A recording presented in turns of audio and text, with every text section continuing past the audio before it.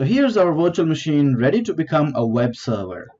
To make it as a web server, you need to install the web server component, which we call it as IIS on the Windows machine. If it was Linux, we would have installed probably a Tomcat or Apache on the machine to make it a web server. But this is a Windows machine. So to make it as a web server, you gotta click on this little box, which is called as a server manager.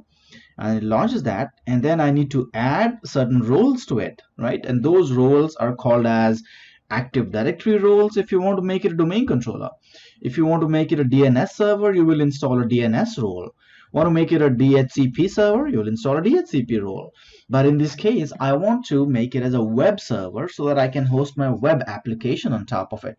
So I have to make it as a web server. So I'll click on this, and then as always, you get this wizard. So I'm going to click next. If you're looking at this screen for the first time, I would suggest you to read these little statements here. They're quite informative. Click next. Installation type, do you want it to be a role-based or feature-based? Remote desktop server installation. Now I want to make this web server a virtual machine, so I'll go for the first one and not a remote desktop one. Click next. Server selection, yes, that's the server which is going to be a web server. Click next. This is the set of roles that I was talking about. Now I want to make it a web server, so I'll scroll down till the point I see web server IIS. I'll just put a checkbox there, and this pop-up that you get is this set of dependencies which are required for this server to become a web server. Add features, and then click next. Click next again. This is just a set of dependencies, and like I said earlier, if you're doing this for the first time, spend some time reading these things, what exactly it is doing, right?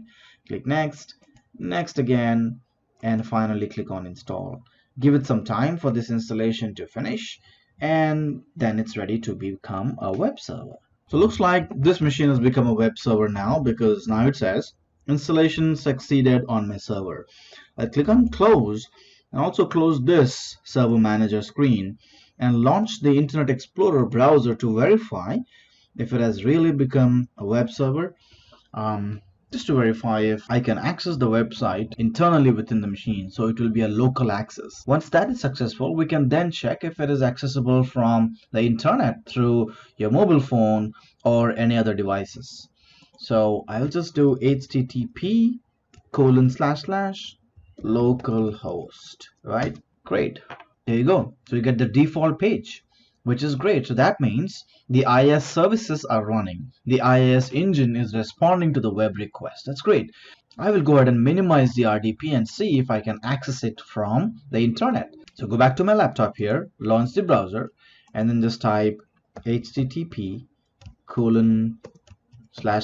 localhost will not work. I need to know the public IP address of this machine, which is this. So I'm trying to connect to that machine on the public IP on port number 80, right? HTTP is port number 80. Now it's not going to work. It will just try and try and try forever, but it will not work. Why? Remember that on the security groups, we opened port number 3389 to access RDP, and that's how we could access RDP, but we never opened port number 80, and that's why it's struggling to connect. In the next video, let's go ahead and learn how we can open the security groups on the virtual machine.